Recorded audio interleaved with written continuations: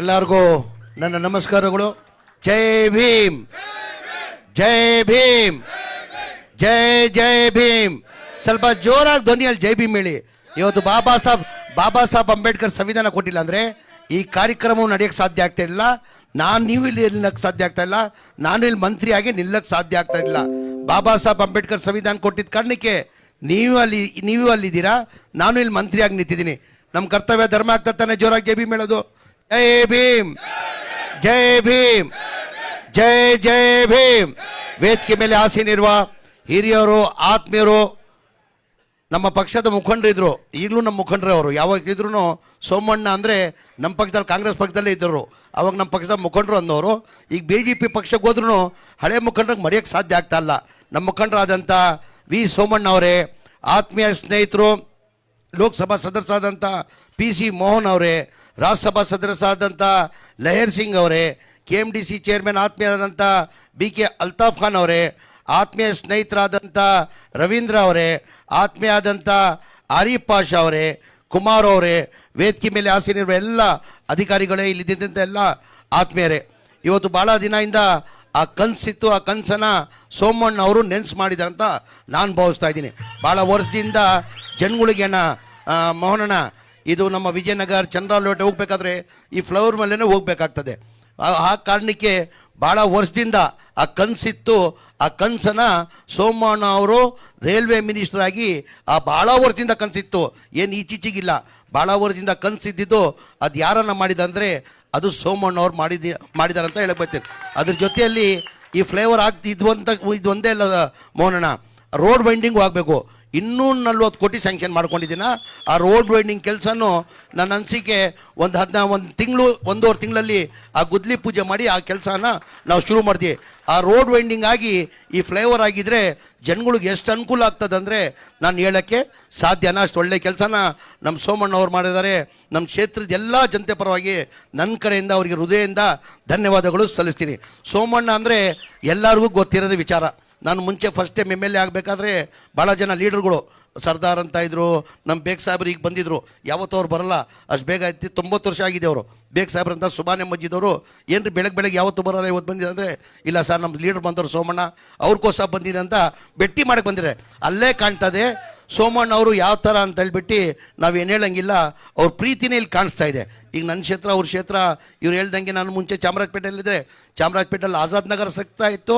ಆಜಾದ್ ನಗರ ಆದಮೇಲೆ ಈ ಏರಿಯಾ ಎಲ್ಲ ಸಿಕ್ಕದ್ದು 2008ಅಲ್ಲಿ. ಸೋಮಣ್ಣ ಅವ್ರ ಅಭಿಮಾನಿಗಳು ಎಷ್ಟು ಜನ ಇದ್ದಾರೆ ಅಂದರೆ ನಾನು ಹೇಳ್ಬಾರ್ದು, ನನಗಿಂತ 100 ಪಟ್ಟು ಜಾಸ್ತಿ ಅಭಿಮಾನಿಗಳು ಅವರಿದ್ದಾರೆ. ಅವ್ರಿಗೆ ಸೋಮಣ್ಣನಿಗೆ ಜಾತಿ ಭೇದ ಅಂತ ಇಲ್ಲ, ಯಾವ ಜಾತಿನೂ ಯಾವತ್ತೂ ಮಾಡಿಲ್ಲ. ಸೋಮಣ್ಣನ ಒಂದೇ ಕೆಲಸ, ಬಡವ್ರ ಕೆಲಸ, ದೇವ್ರ ಕೆಲಸ. ಅಂದರೆ ಅವ್ರ ಕೆಲಸ ಮಾಡೋದಲ್ಲಿ ನನ್ನ ಅನಿಸಿಕೆ ಎತ್ತಿದ ಕೈ.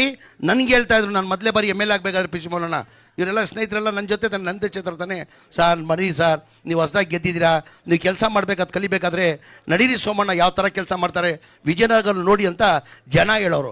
ಅಂದರೆ ಸೋಮಣ್ಣನ ಹೆಸರನ್ನೇ ಅವ್ರ ಕೆಲಸ. ಅದು ನಾನು ನಿಲ್ಸಿಂಗೆ ಯಾವ ರಾಜಕಾರಣಿನೂ ಕರ್ನಾಟಕದಲ್ಲಿ ಹೇಳ್ತಾ ಇರೋದು ಆ ಕ್ಷೇತ್ರದ ಕೆಲಸ ಈ ಥರ ಸೋಮಣ್ಣ ಮಾರಂಗೆ 220 ಇಲ್ಲ, ಯಾರೂ ಮಾಡೋಕ್ಕೆ ಸಾಧ್ಯ ಆಗಲ್ಲ ಅಂಥ ಕೆಲಸನ ಸೋಮಣ್ಣ ಮಾಡಿದ್ದಾರೆ. ಇಲ್ಲಿ ಕೇಂದ್ರದಲ್ಲಿ ನಮ್ಮ ರಾಜ್ಯದಲ್ಲಿ ಸೋಮಣ್ಣ ಮಾಡಿರೋದು ಮಂತ್ರಿಯಾಗಿ ಸೇವೆ ಮಾಡಿದ್ದಾರೆ, MLA ಆಗಿ ಕೆಲಸ ಮಾಡಿದ್ದಾರೆ. ಅದೆಲ್ಲ ಒಂದು ಕಡೆ ಇರಲಿ, ಕೇಂದ್ರದಲ್ಲಿ ಮಂತ್ರಿ ಆದಮೇಲೆ ರೈಲ್ವೇದಲ್ಲಿ ನನ್ನ ಅನಿಸಿಕೆ ಇತಿಹಾಸನ ಸೃಷ್ಟಿ ಮಾಡಿದ್ದಾರೆ. ಯಾವ ಕೇಂದ್ರದಲ್ಲೂ ಮಂತ್ರಿ ಯಾರೂ ಕೆಲಸ ಮಾಡಿಲ್ಲ, ಅಷ್ಟು ಸೋಮಣ್ಣ ಅವರು ಕೆಲಸ ಮಾಡ್ತಾವ್ರೆ. ಉದಾಹರಣೆ ಎಲ್ಲಿ ನೋಡ್ರು ಸೋಮಣ್ಣನೇ. ಮೊನ್ನೆ ವಿಜಯನಗರ ಹೋಗಿದ್ದೀನಿ ಸೋಮಣ್ಣ, ಬಳ್ಳಾರಿ ಹೋಗಿದ್ದೀನಿ ಸೋಮಣ್ಣ, ಕೊಪ್ಪಳ ನೋಡ್ರೆ ಸೋಮಣ್ಣ, ಬೆಳಗಾಮಲ್ಲಿ ನೋಡ್ರೆ ಸೋಮಣ್ಣ.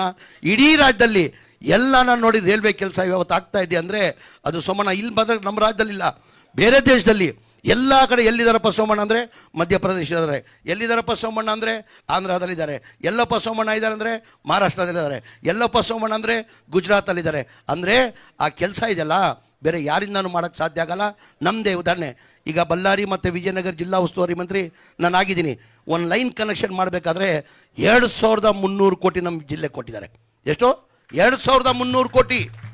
2300 ಕೋಟಿ ಹೇಳಿಲ್ಲ ಸೋಮಣ್ಣ, ಇದು ಯಲಹಂಕದ ಹೇಳಿದ್ರು 5000 ಕೋಟಿ ಅಂತ ಒಂದು ಯಲಹಂಕದ ಉದಾಹರಣೆ ಕೊಟ್ಟರು.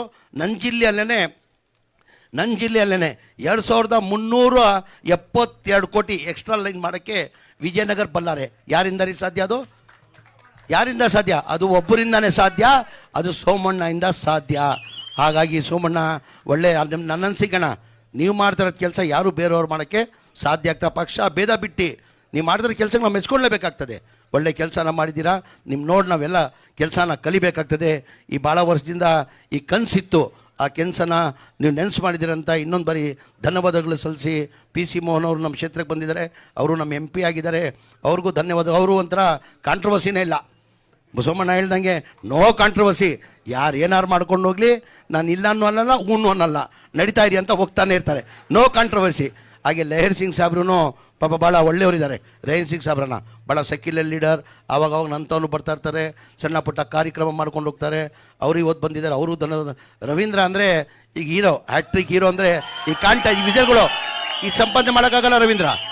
ರವೀಂದ್ರ ಇದಿದೆಯಲ್ಲ, ಇರಪ್ಪ, ಈ ವಿಸಲ್ಗಳು ಇದೆಯಲ್ಲ ಸುಮ್ಗಿಲ್ಲ. ಯಾರು ನಾಯಕ ಲೀಡರ್ ಆಗಿರ್ತಾನೆ ಅವನಿಗೆ ವಿಸಲ್ ಬರೋದು, ಅವ್ರಿಗೆ ವಿಸಲ್ಗಳು ಬರೋದು. ಬಂದಿದೆ. ಮುಂದಿನ ದಿನ ತಮಗೂ ಒಳ್ಳೇದಾಗಲಿ ಅಂತ ಹೇಳಿ ಈ ಕಾರ್ಯ ಸೋಮಣ್ಣನಿಗೆ ಇನ್ನೊಂದು ಬಾರಿ ಧನ್ಯವಾದ ಕಳಿಸಿ ನನ್ನ ಮಾತು ಮುಗಿಸ್ತೀನಿ. ಜೈ ಹಿಂದ್, ಜೈ ಕರ್ನಾಟಕ.